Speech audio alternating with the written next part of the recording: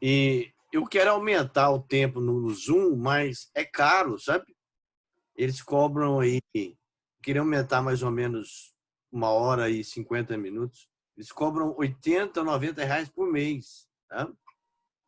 Mas se não tiver jeito, vai ter que ser assim, para a gente ter um tempo maior de discussão da matéria. Vocês fizeram prova, né? Semana passada? Fizemos. Certo, Sueli? Deu certo? Deu. Uhum. Foi bom? Foi tranquilo. Quantas questões? Vocês fizeram na plataforma? São 10 questões, aí É. te dá uma segunda opção de mais 10. Aí prevalece a nota maior que a gente conseguir. Então o professor tem que elaborar 20 questões. Tem. Uhum. Nossa, mãe. Credo. Saiu bem? O resultado sai na hora. Sai. Você saiu bem? Saí. É.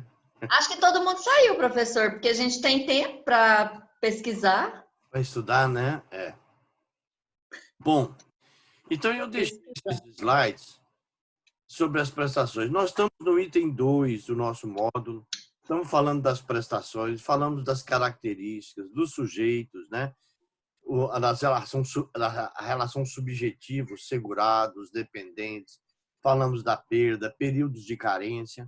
Entramos numa série de pontos que envolve aí a relação do segurado, né? A manutenção, a perda, os dependentes, como ocorrem. Então, eu fiz um apanhado geral em tudo que a gente até agora foi comentado. E aí eu deixei o slide das prestações, porque é o item que nós estamos vendo 2.5 dos benefícios, né? Benefícios e serviços.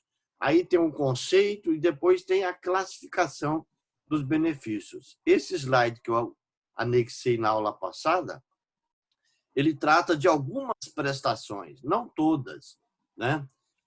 Porque eu tentei colocar o máximo, né, as principais, para a gente fazer uma abordagem, inclusive na perspectiva da reforma previdenciária.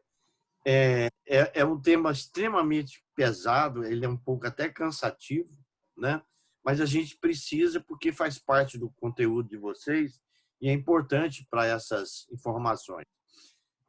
Nós vimos, em relação aos benefícios e serviços, os benefícios previdenciários são prestações pecuniárias, né? Então, quando a Previdência paga um benefício, ela dá uma cobertura de um evento, morte, incapacidade permanente, temporária, idade avançada, né? Ela vai pagar um benefício. O benefício é uma obrigação de dar valor pecuniário. E serviços são, por exemplo, um exemplo de serviços que a gente pode citar é assistência social, reabilitação profissional. Os benefícios e serviços estão no artigo 18 da Lei 8.213. O legislador ele desenhou ali no artigo 18 da Lei 8.213, a Lei de Benefícios Previdenciários, regime geral, ele fez um desenho dessas prestações e ele fez por destinatários. Então, para os segurados, né, nós já vimos quem são os segurados, né? Todos os segurados, as espécies, tudo direitinho, ele destinou os benefícios, ele declina e fala aposentadoria por idade, por invalidez, aposentadoria especial, auxílio-doença, auxílio-acidente, né? Salário maternidade. Então, para os segurados, esses são os benefícios.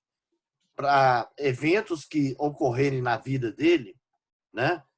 Ele terá a cobertura desses eventos, morte, incapacidade. Para cada evento tem um nome, né? Se eu fico incapacitado temporariamente, auxílio-doença ou incapacidade temporária. Se eu fico incapacitado de forma permanente, aposentadoria por invalidez. Hoje é incapacidade permanente. Alcancei uma idade avançada, aposentadoria por idade, né? E Para os dependentes, ele também fala quais são os benefícios dos dependentes: auxílio reclusão e pensão por morte. Então, por isso que a gente viu tanto, falou tanto, comentamos tanto sobre os segurados, sobre os dependentes, porque eles é que vão habilitar nesses benefícios. Aí, nos slidezinhos que eu deixei, eu começo a falar, então, do primeiro benefício da aposentadoria por invalidez, né? E nesse quadrinho da aposentadoria por invalidez, eu começo a comentar. A intenção é exatamente isso, fazer um apanhado mais panorâmico, né? Na medida do possível, deixar alguma informação para vocês terem, né? Eu começo falando que a aposentadoria por invalidez, ela está prevista tanto na Lei 8.213 quanto no artigo 201 da Constituição, né? Só que ela passou a ter uma nomenclatura nova com a reforma. Ela não vai se chamar mais aposentadoria por invalidez, vai se chamar incapacidade permanente. Eles mudaram a nomenclatura. E isso está lá no artigo, isso aqui é muito importante, gente, está no artigo 201 da Constituição, com a reforma trazida pela emenda constitucional 103 de 2019. Eu vou ler o caput do artigo, só para a gente situar melhor. Diz assim, ó: a Previdência Social será organizada sob a forma de regime geral, né, de previdência social de caráter contributivo, de filiação obrigatória, observado critérios que preservem o equilíbrio financeiro e atuarial, e atenderá, na forma da lei, cobertura dos eventos por incapacidade temporária ou permanente para o trabalho e idade avançada, né? Proteção à maternidade, proteção ao trabalhador em situação de desemprego involuntário, né? Salário família, auxílio reclusão aos dependentes, pensão por morte. Então, no artigo 201, inciso 1, ele menciona, ele não fala mais capacidade, aposentadoria por invalidez, ele usa o termo aposentadoria, ou melhor, incapacidade permanente. Eles mudaram a nomenclatura do benefício, né? Embora a gente continue tratando, chamando de aposentadoria por invalidez. Então, ainda não houve uma alteração legislativa né, abaixo do texto constitucional. Eles devem, né, com o passar do tempo, publicar uma nova legislação, né, atendendo a essas novas diretrizes. Por isso que é importante a gente analisar de forma mais assim detalhadazinha o benefício, né, e ver o que a lei mudou. A lei mudou a nomenclatura dele, então não se chama mais aposentadoria por invalidez, mas incapacidade permanente. Então, ela é concedida ao segurado que, estando ou não em gozo de auxílio-doença, for considerado incapaz para o exercício de qualquer atividade remunerada. Uma característica desse benefício é que o segurado ele perde a capacidade de trabalho, né? Ele não pode atuar nem naquele que gerou a cobertura e nem em outra atividade. Ele fica à mercê de um processo de recuperação ou definitivo, né? Ele pode, essa incapacidade pode ficar permanente, mas ele é passível de recuperação, né? Não quer dizer, ele não pode se atirar e, por conta dele, voltar ao trabalho sem que a perícia do INSS o declare apto a voltar a trabalhar. Ele não pode fazer isso. Se ele se sente melhor, se sente recuperado, ele precisa da avaliação médica do INSS para atestar que ele está apto e retornar ao mercado de trabalho. É concedida somente por perícia médica, né? O fato do segurado ter recebido anteriormente auxílio-doença é irrelevante. Tem gente que pergunta, mas é possível alguém aposentar diretamente por invalidez? Geralmente, o benefício de aposentadoria por invalidez, ele é precedido de um auxílio-doença. O auxílio-doença é um benefício para incapacidade temporária. Então, geralmente, a Previdência concede o auxílio-doença, depois converte, né? Dada a gravidade e a situação da impossibilidade de recuperação assim rápida, pode transformar em aposentadoria por invalidez. essa modalidade de cobertura é concedida a qualquer segurado, quer dizer, qualquer um pode habilitar, né? Que esteve exercendo atividade remunerada ou facultativa. Há uma discussão aí na doutrina agora, recente, entendendo que o facultativo não estaria coberto pela aposentadoria por invalidez. Eu entendo que não. Eu entendo que esse entendimento, para mim, a princípio, pelo que eu li, né, para mim ele continua, o facultativo tendo direito à aposentadoria por invalidez. O benefício não será concedido se houver doença pré-existente. Quer dizer, se alguém tem alguma enfermidade antes de filiar-se à Previdência, né, e for afastado, quer ser afastado por essa enfermidade pré-existente, ele não terá direito ao benefício, a não ser que essa enfermidade, com o passar do tempo, ela se agravou, né? Eu costumo dar exemplo de um mecânico, por exemplo, de uma empresa de ônibus que conserta, né, motor de ônibus, carrega peça muito pesada, e ele, quando começou a trabalhar, já tinha uma certa lesão na coluna. Com o exercício da atividade, agravou-se, né? Aí houve um agravamento. Havia doença pré-existente, mas com aquela atividade que ele atuava, houve um agravamento. Isso permite que ele tenha acesso ao benefício de aposentadoria por invalidez. Mas a pessoa que ingressou na Previdência, filiou-se, né, e já estava com a enfermidade, né, bem apresentável, bem aguda, né, se for habilitar, se for pedir o benefício de aposentadoria por invalidez, não vai ser concedido se ela for pré-existente, tá? A não ser que houve um agravamento dela. Ela estava ali bem escondidinha, né? E com o tempo ela agravou-se. Aí tudo bem, a Previdência concede, tá? Que mais? Eu queria mencionar também, veja bem, com o advento da emenda 103, o benefício passou a ser chamado de aposentadoria por incapacidade permanente, né? Está fundamentado no artigo 26, poderá ser concedida nas modalidades previdenciárias e acidentárias. Então, a aposentadoria por invalidez, ela tem origem, ela pode ser de origem acidentária ou comum, né? Ou comum. É interessante isso, porque isso é importante, se o meu afastamento, se a minha aposentadoria tem origem comum, pela nova legislação, hoje, pelas mudanças que a emenda fez, é de extrema importância essa distinção. Antes não era, independia se o meu afastamento era de origem acidentária ou não, se a minha aposentadoria era por acidente de trabalho ou se ela era por acidente comum. Anteriormente não havia essa distinção, porque não se mudava exatamente o critério de concessão da aposentadoria. Apenas para um detalhe, né? No caso do período de carência, né? Porque esse benefício, como nós vimos, vocês estão lembrados que a gente falou da carência, gente? Nós comentamos. Eu deixei um vídeo lá para vocês, um vídeo aula, em que eu comento dos prazos de carência, né? Os prazos de carência, no caso da aposentadoria por invalidez, o prazo é de 12 meses. Quando o afastamento for de origem acidentária, não tem prazo de carência. Esse é um detalhe importante. Mas a nova legislação, além de não ter o prazo de carência, no caso de origem, se for acidentária, aposentadoria por invalidez, a nova legislação estabeleceu uma diferença de cálculo do valor da aposentadoria por invalidez. Se ela é de origem acidentária, ela é 100% do valor da média. 100%. Né? Não se aplica nenhum coeficiente, nem nada, é 100% se é de origem acidentária.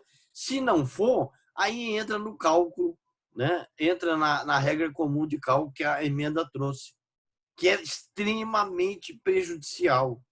O cálculo do benefício hoje, nós vamos ver por etapa, né? Não dá para ver. A gente tem que comentar primeiro as prestações, depois a gente fala da base de cálculo. Mas eu venho batendo nessa tecla com vocês há muito tempo. O que a reforma trouxe de mais agressivo, no caso dos trabalhadores, foi a questão do cálculo do benefício, né? E eu falei que isso é vital, porque o cálculo é para muitos benefícios, é vitalício, é para a vida toda, né? Se eu recebo uma aposentadoria por idade, né, programada, hoje chamada programada, eu vou receber para o resto da minha vida, né? E aí, o valor do benefício já sai baixo. Ao longo dos anos, esse valor vai ser corroído pelo processo inflacionário, pelo custo de vida, né? E a lei é muito genérica, né, com relação à recomposição, com relação à atualização mais efetiva do valor do benefício. Então, na verdade, a questão mais grave dessa reforma, para mim, foi o cálculo. Isso é matemático, né? É simples. É só pegar o cálculo era antes, que era muito mais vantajoso, e ver como que ele ficou hoje. Tá? São perdas de 12%, 16%, né, em relação ao cálculo anterior. Tá? Então, nesse ponto da origem, né, da aposentadoria, a nova legislação trouxe algumas mudanças importantes. Então, a aposentadoria por invalidez pode ser de origem acidentária ou pode ser de origem comum. Hoje, se ela for de origem acidentária, não tem prazo de carência, ponto. E o cálculo do benefício é melhor, né? Um pouco melhor, porque é de origem acidentária. Se ela não for de origem acidentária, é preciso o prazo de carência de 12 meses e o cálculo do benefício é o cálculo comum, mais duro, mais prejudicial ainda para o segurado. Tá? Então, esse é um detalhe importante que eu queria destacar. Um outro, eu estou descendo aqui, no quadrozinho que eu deixei para vocês, eu falo da renda. Né? A renda mensal desta prestação, renda mensal inicial, a siglazinha RMI, é renda mensal inicial, será de 60% do salário de benefício. SB é salário de benefício, acrescido de 2% para cada ano de contribuição que exceder 15 anos, no caso da mulher, e 20 no caso do homem. Né? No caso da incapacidade permanente acidentária, a renda mensal inicial será 100%. Né? Então, no caso da renda mensal inicial, aqui nós temos, essa aqui já é a mudança da nova lei. Né? Esse é o cálculo que vai ser feito. Qual era o cálculo antes? O cálculo era bem melhor antes. Né? Eu desprezava dos 100% dos salários de contribuição, eu desprezava 20% menor e ficava com 80% dos maiores. Né? Tirava a média, aí era 100% da média. Agora não chega a 100%. A única hipótese que chega a 100% da média é quando for de origem acidentária. Quando a aposentadoria por invalidez for comum, é esse cálculo horroroso que está aí, ó. É 60%, né? Acrescido de 2%, né? Depois de 15 anos de contribuição no caso da mulher e depois de 20 anos no caso do homem. Então, para o homem ter direito a 100% da média, ele precisa ter 40 anos de contribuição, gente. Tá? Então, isso é muito pesado. Está aí, ó, onde eu falei tanto sobre essa questão do cálculo do benefício. Né? Bati tanto nessa tecla. Então, a gente vai falar do cálculo de benefício com calma. É uma seara complexa, né? Mas eu já estou aqui mencionando que a nova sistemática da emenda 103, né, mudou completamente o cálculo do benefício. Né? E aqui, para esse benefício especificamente de aposentadoria por invalidez, nós temos a distinção. Então, eu preciso saber a origem do afastamento por invalidez. Se é afastamento comum, se a pessoa ficou doente, né? Teve um acidente, estava no final de semana, teve um acidente grave, ou pegou uma enfermidade, né? E ficou inválida. Aí não é de origem acidentária. Se for de origem acidentária, é porque é uma doença ocupacional ou é um acidente típico, né?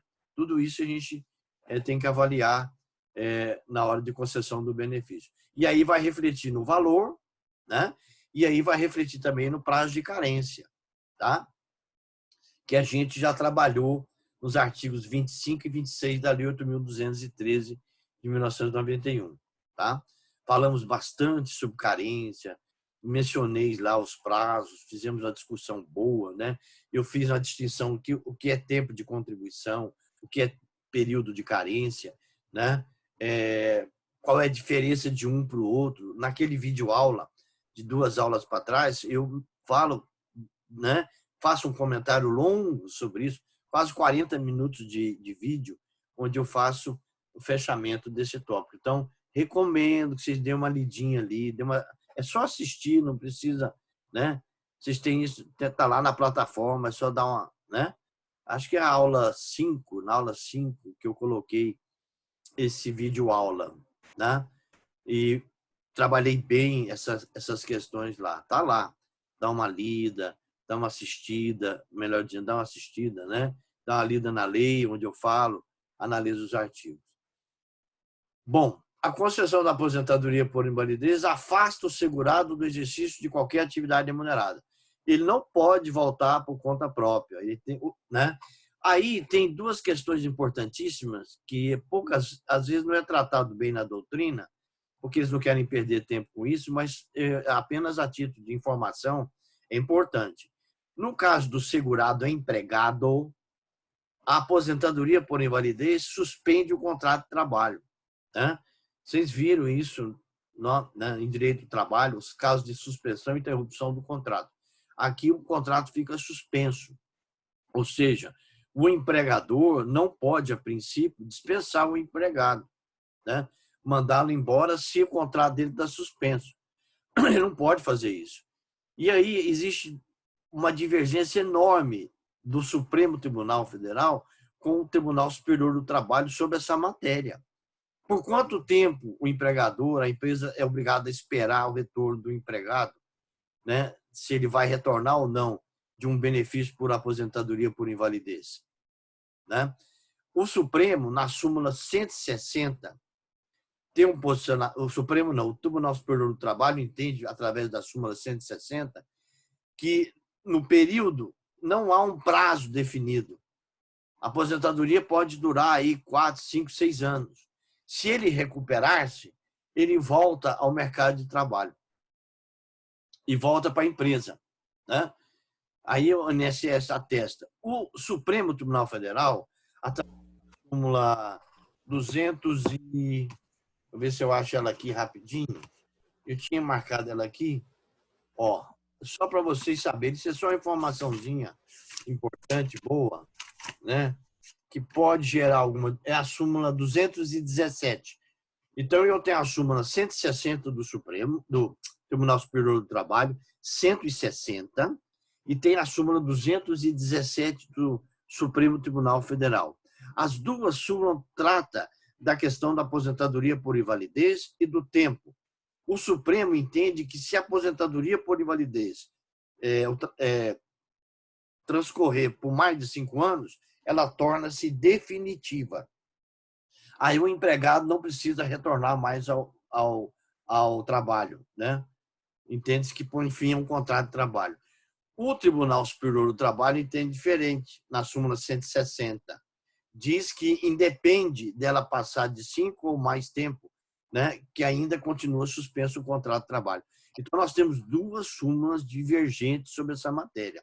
Por quê? Para o segurado empregado, gente, para a empresa é importante, né? Ela não pode dispensar o empregado enquanto ele não tem uma declaração, né, de recuperação, né, da sua capacidade laborativa. E o contrato fica suspenso. Por quanto tempo? Esse é um vazio da legislação. Isso é um tema muito complexo, né? As 2 súmulas são conflitantes. Quanto tempo o empregador vai ficar esperando? Vai ficar esperando o INSS, né, declarar, né, a condição física dele, se ele pode voltar parcialmente, se ele pode voltar integralmente. Mas o empresário não pode tomar a iniciativa de mandar o empregado embora, gente, e de extinguir o contrato de trabalho dele, né, sem uma declaração específica, né, do INSS. Tá? Essa é uma matéria que é complicada, é um tópico para a empresa difícil, né? Porque quando é o auxílio-doença, o empregado fica afastado temporariamente, né? Ele não fica, quando é auxílio, logo ele vem e retorna. Mas quando é aposentadoria por invalidez, existe a doença mais grave, uma situação mais, né, delicada. Então, está aí duas súmulas conflitantes sobre o tempo de duração da aposentadoria por invalidez no caso de segurado empregado, tá, gente? Nós estamos falando aqui de segurado empregado. Não falando de outros segurados, contribuinte individual, não. Essa é só para o segurado empregado. As duas súmulas são conflitantes. Uma entende que passou de 5 anos, que é o Supremo, a 217, torna-se definitiva. O outro entende que não, que independe, tá? Depende de passar de 5 anos, não tem problema, tá? Súmula 160 do TST, súmula 217 do Supremo Tribunal Federal, tá? Conflitantes entre si sobre o tempo de duração da aposentadoria por invalidez, de suspensão do contrato de trabalho no caso de segurado empregado, tá? Certo, gente?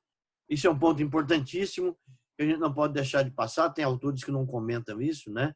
Mas para quem trabalha em recursos humanos, essa é uma grande dificuldade, né? Por quanto tempo esse segurado vai ficar parado, né? Por quanto tempo? Bom, o que mais que eu queria mencionar aqui para a gente fechar esse benefício? Excepcionalmente, o valor do benefício da aposentadoria por invalidez ele pode ser acrescido de 25%, tá? Caso o segurado precise de assistência permanente de outra pessoa. O acréscimo neste artigo poderá ultrapassar o teto máximo do salário de contribuição. Isso aqui é interessante, né? E o anexo 1 do decreto 3.048, que é o regulamento da Previdência, traz a relação exemplificativa de situações que dão direito a esse adicional de 25%. Cessará com a morte do segurado e não incorporará ao valor da pensão por morte, tá? Cessará com a morte do segurado e não incorporará ao valor da pensão por morte. No caso dele vir a óbito, né? No caso do aposentado por invalidez vir a óbito, esse percentual não incorpora no valor da pensão por morte, tá? Enquanto ele tiver aposentado por invalidez, ele vai receber esse acréscimo de 25%. Isso é um detalhe importante, hein? Muito interessante, tá? Bom, quais são os casos que geram direito a esse adicional de 25%? Aqui está dizendo que daqui 10 minutos nossa reuniãozinha termina. Ô, porcariazinha, né? Tudo bem. Né, Sueli?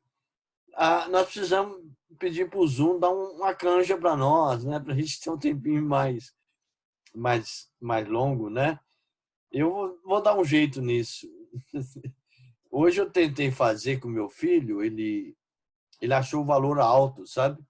Para aumentar esse tempo nosso aqui para mais uns 40 minutos. Eu vou tentar fazer isso. Não vai ter jeito, né? Porque aí é um encontro bom que a gente tem, mas eu recomendo que vocês deem uma lida no material que está sendo colocado, né?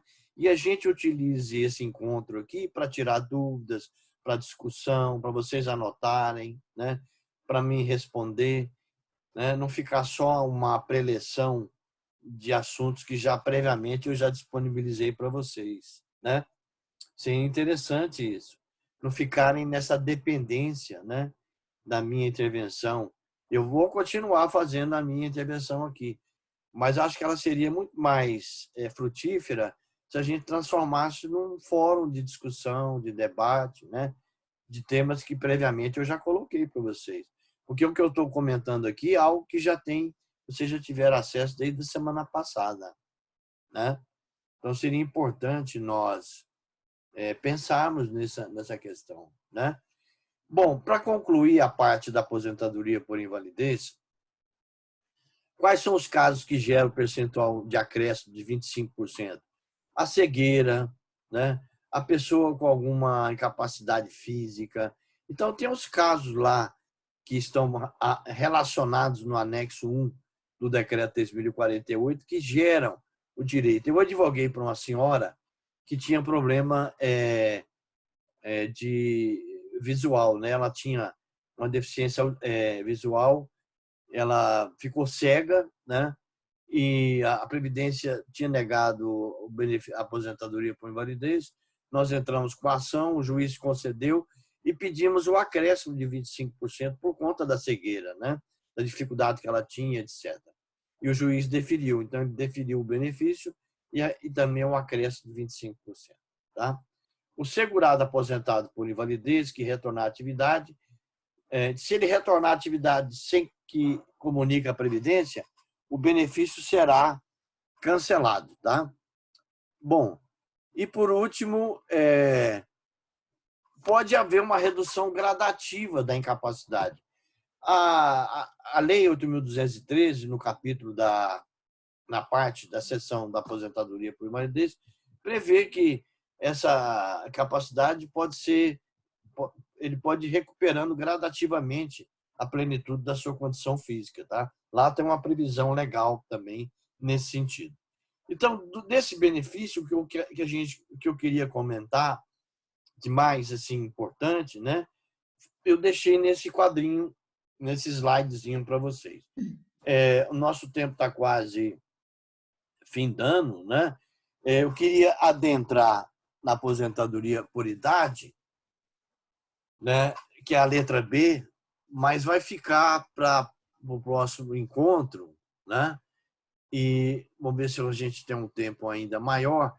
Mas eu sugiro, eu não quero fazer apressadamente o comentário da aposentadoria por idade, porque é um benefício muito importante. E aqui tem umas informações importantíssimas que eu tenho que deixar para vocês, né, verbalmente.